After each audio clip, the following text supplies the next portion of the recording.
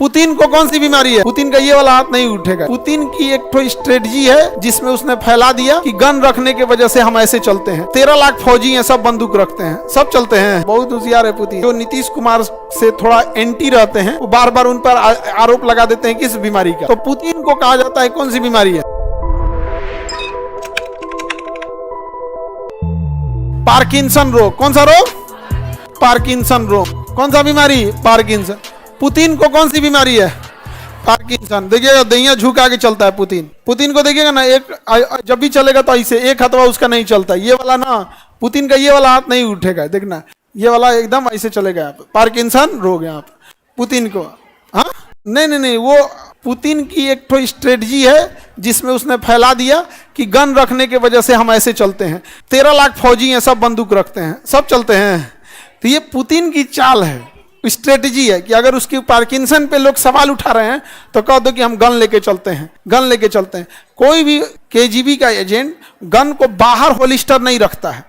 समझदार इंसान को, जो भी समझदार बंदूक रखने वाला होगा ना, वो कभी गन बाहर नहीं रखता है। नौसिखिया बंदूक रखने वाला होगा ना, दाहिना हाथ से चलाएगा तो बंदूक वो इधर रखेगा। ये पहचान है इसका कि नौसिखिया ऐसे घूम के निकालेगा नहीं। जितना होंगे सारा होलिस्टर अंदर रखेंगे, उसके बाद शर्ट को इन कर देंगे, पता ही नहीं चलेगा। यहाँ पे छूने के बाद पता चलता है कि बंदूक रखा है यहाँ पे ऐसे नौसिखिया सब है इस समय। तो पुतिन भी क्या रखता है? अंदर रखता है, तो बंदूकों में लेके चलेगा। बहुत होशियार है पुतिन। मुख्य रूप से पुरानी प्रगतिशील बीमारी जो कम डोपामीन उत्पादन के कारण होता है और विशेष रूप से आराम की मांसपेशियों में कठोरता, धमनी गति इत्यादि के कारण हो जाता है। इसमें लकवे जैसी स्थिति आ जाती है। कैसी स्थिति आ जाती है? लकवा।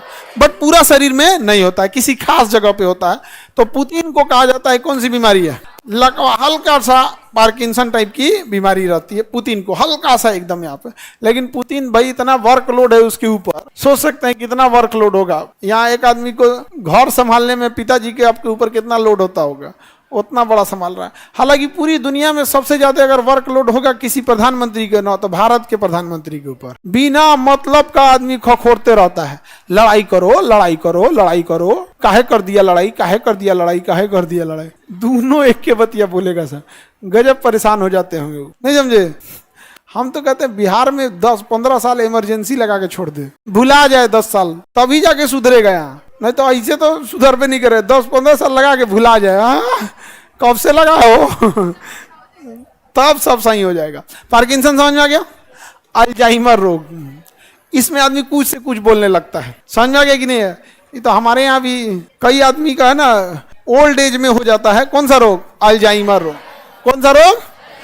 अल्जाइमर रोग होता है।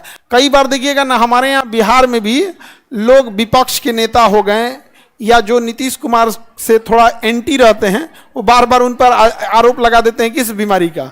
अल्जाइमर रोग का। हाँ तो उनमें जो कई ऐसे देखेंगे ना, तो भाई तो सरकार में बैठे हैं लोग, कोई कहीं आरोप लगा दे, कोई कहीं आरोप लगा। हालांकि बूढ़े तो हो गए हैं, आगे बढ़े तो समय से पूर्व दिमाग क्या हो जाता है? शिथिल हो जाता है, सोचने की कमी हो जाती है, भाषा की दक्षता क्या हो जाती है? कम हो जाती है। बोलने को कुछ तो बोला जाएगा कुछ, भाषा की दक्षता में कमी आ जाती है। तो सरकार में जो भी बहुत सारे लोग देखेंगे ना, अक्सर लोग बैठेंगे तो जो विपक्ष में बैठे हैं लोग, वो क्या कहते हैं? हेल्थ बुलेटिन जारी करने के लिए कहते हैं अल्जाइमर रोग। अल्जाइमर समझ में आ गया कि नहीं आ गया? दिमाग उतना शिथिल हो जाता है, थोड़ा सा जरूरत से जितना काम करना चाहिए उतना नहीं काम कर पाता है। पार्किंसन समझ में आ गया ना? पार्किंसन में कोई दिक्कत?